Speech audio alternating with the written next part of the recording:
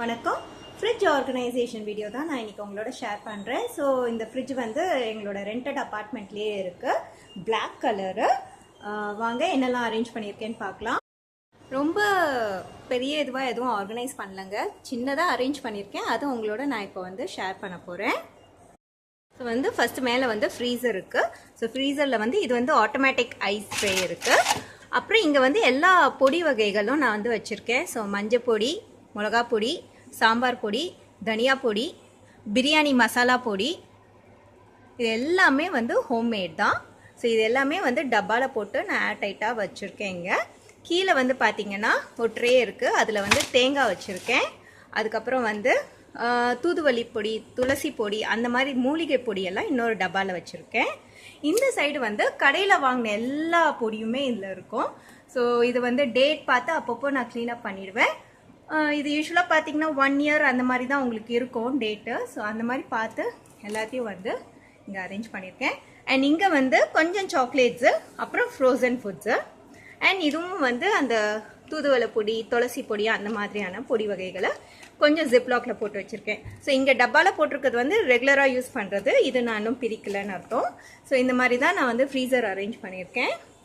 இது வின்டர் சீசனுங்கிறதுனால நான் வந்து ஐஸ்கிரீம், ஜூஸ் எதுவும் இதில் வைக்கலைன்னா, இல்லைன்னா யூஸ்வலாக கேக்லாம் பண்ணி நான் இங்கே வச்சுடுவேன். பட் வின்டருங்கிறதுனால அது எதுவுமே இதில் இல்லை.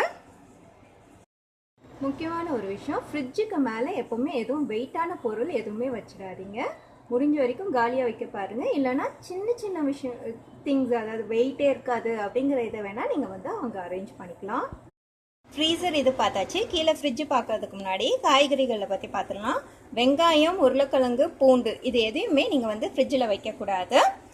அண்ட் முடிஞ்ச வரைக்கும் இது 3மே நீங்கள் தனித்தனியாக வெளியில் ஸ்டோர் பண்ணுறது தான் நல்லது. வெங்காயம் வந்து இது ஆக்சுவலாக எங்கள் ஊர் சின்ன வெங்காயம். இது சின்ன வெங்காயம் தான் இந்த மாதிரி இருக்குது.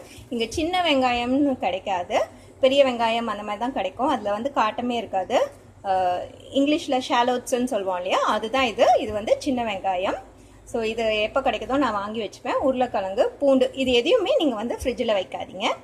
மற்றபடி காய்கறிகள், தக்காளி, கேரட், பீன்ஸ் எதுனாலும் நீங்கள் வாங்கி ஃப்ரிட்ஜில் வைக்கலாம். ஆனால் நீங்கள் ஒன்று மட்டும் ஞாபகம் வச்சுக்கோங்க, உங்களுக்கு வந்து மார்க்கெட்டில் நீங்கள் வாங்குறதே வந்து ஒரு விதமான பழைய காய்கறிகள் தான். அதை நீங்கள் வாங்கிட்டு வந்து ஃப்ரிட்ஜில் வச்சு தான் நீங்கள் சமைச்சு சாப்பிட்றீங்க. ஸோ ரொம்ப நாளைக்கு அதை ஃப்ரிட்ஜில் வைக்காமல் எவ்வளோ சீக்கிரம் முடியுமோ அவ்வளோ சீக்கிரம் அதை காலி பண்ணுறது ரொம்ப நல்லது. வாங்க நம்ம ஃப்ரிட்ஜ் ஆர்கனைசேஷன் பார்ப்போம். ஃப்ரீசர் கீழே வந்து ஃப்ரிட்ஜ் கம்பார்ட்மெண்ட் இருக்குது. இதில் வந்து ரொம்ப பெருசாக எதுவும் இருக்காதுங்க, ரொம்ப கொஞ்சம் காலியாக தான் இருக்கும். ஸோ இங்கே வந்து ட்ராக்ஸ் வந்து 3 இருக்குது. மேல் இதை வந்து எப்போவுமே காலியாக இருக்கும். ஸோ இது வந்து என்னென்னா லெஃப்ட் ஓவர்ஸ் ஏதாவது இருந்தது அப்படின்னு தான் நான் அப்போ மட்டும் இதை யூஸ் பண்ணிப்பேன். கீழே வந்து இப்போதைக்கு தயிரும் தேங்காயும் இருக்குது. தேங்காய் துருவி வச்சுருக்கேன். தோசை மாவு அரைச்சி அது வெளியில் புளிக்க வச்சுருக்கேன். ஸோ அதுக்கப்புறம் இங்கே வைப்பேன். கீழே வந்து முட்டை ட்ரே, அது வந்து வாங்கினது அப்படியே எடுத்து வச்சுடுவேன். அப்புறம் வந்து பச்சை மிளகா, இஞ்சி.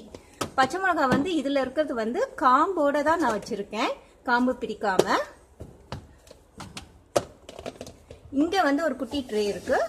இதில் வந்து கருவேப்பிலை, கொத்தமல்லி எல்லாமே வாங்கிட்டு வந்தோடனே கழுவி காம்பெல்லாம் கிள்ளி போட்டுருவேன். இதில் வந்து பச்சை மிளகா இருக்குது. அப்புறம் இங்கே எலுமிச்சம்பழம் இருக்குது.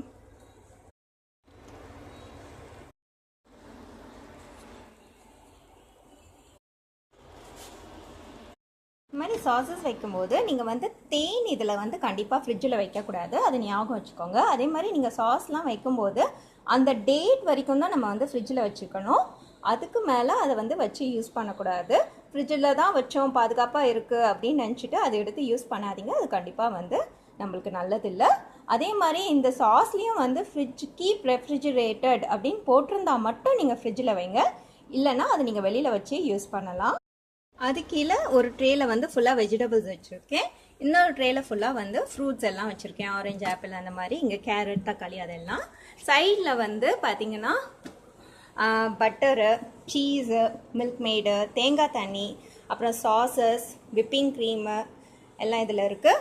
இங்கே வந்து வேப்பிலை வந்து வாங்கி வச்சுருக்கேன். ஸோ வேப்பிலை இங்கே இருக்குது. அப்புறம் பார்த்திங்கன்னா ரெண்டாவது இதில் வந்து பாலும் ஜூஸும் கடைசி இதில் வந்து தேங்காய் தண்ணி. இங்கே வந்து தேங்காய் தண்ணி இந்த மாதிரி பேக்கில் தான் விற்பாங்க.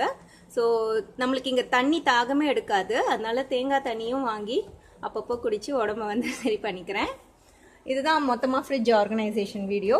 ஸோ ரொம்ப எதுவுமே ஃபுட்டு எல்லாம் வச்சு அப்படியே ஃப்ரிட்ஜை வந்து அடைச்சி வைக்கலை. இந்த மாதிரி நம்மளுக்கு கொஞ்சம் எதுவுமே அடைச்சி வைக்காமல் இருந்ததுன்னா க்ளீன் பண்ணுறதுக்கும் நம்மளுக்கு ரொம்ப ஈஸியாக இருக்கும்.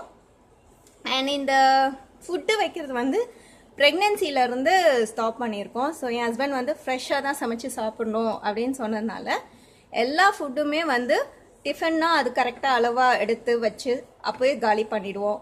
லஞ்சுக்கும் வந்து அளவாக வச்சு காலி பண்ணிவிடுவோம். டின்னரும் அதே மாதிரி தான். ஸோ எப்போவுமே முடிஞ்ச வரைக்கும் ஃப்ரெஷ்ஷாக சாப்பிட்ணும் அப்படிங்கிறது. பழையது அப்படின்னு பார்த்தீங்கன்னா எங்கள் வீட்டில் வந்து 3 விஷயம்தான். ஒன்று தயிர் சாதம், இன்னொன்று புளியோதரை, இன்னொன்று லெமன் ரைஸ். இது மட்டும்தான் பழையதாக இருந்தாலும் சாப்பிட்றது. மற்றபடி வந்து எதுனாலும் ஃப்ரெஷ்ஷாக சமைச்சு சாப்பிட்ணும். இதை தவிர நான் வைக்கிறது எக்ஸ்ட்ராவாக பார்த்தீங்கன்னா இப்போ இல்லாதது வந்து தோசை மாவு, இட்லி மாவு, அதுக்கப்புறம் பூக்கள். எப்பயாவது பூ வாங்கிட்டு வந்தேன் ஃபெஸ்டிவல் சீசன் அப்படின்னா மாலையாக கோர்த்து பூ மாலை வைப்பேன், வெத்தலை மாலை வைப்பேன், ஏலக்காய் மாலை வைப்பேன். ஸோ அதுக்கு வந்து இந்த ட்ரேவை நான் யூஸ் பண்ணிப்பேன். தோசை மாவு வந்து கீழே வச்சுடுவேன்.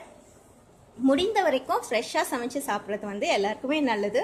ஃப்ரிட்ஜு சின்னதாக இருந்தாலும் சரி, பெருசாக இருந்தாலும் சரி, அது வந்து எதுக்கு தேவையோ அதுக்கு மட்டும் யூஸ் பண்ணிவிட்டு முடிஞ்ச வரைக்கும் ஃப்ரெஷ்ஷாக சமைச்சு சாப்பிடுங்க. அதுவும் ப்ரெக்னெண்ட்டாக இருக்கிறவங்க, குழந்தைங்க வீட்டில் இருக்காங்க அப்படின்னா கண்டிப்பாக ஃப்ரெஷ் ஃபுட் அதுக்கே நீங்கள் வந்து போங்க. லெஃப்ட் ஓவர்ஸ் ஃபுட்டுக்கு நீங்கள் வந்து முடிஞ்ச வரைக்கும் அவாய்ட் பண்ணிவிடுங்க. நம்ம கெஸ்டெல்லாம் வராங்க, நம்மளுக்கு அப்போது வந்து அளவு தெரியாது, அப்போது வந்து நம்ம நிறைய குக் பண்ணி மிச்சம் இருந்தால் ஓகே. பட் ரெகுலராகவே நீங்கள் வந்து ஃப்ரிட்ஜில் வச்சு நேத்தி சாம்பார், நேத்தி காய் அந்த மாதிரி வந்து சமைச்சு சாப்பிடாதீங்க, நல்லது இல்லை. இது என்னோட சின்ன சஜஷன் தான். உங்களுக்கு ஓரளவுக்கு ஐடியா கிடைச்சிருக்கும்னு நினைக்கிறேன். நன்றி, வணக்கம்.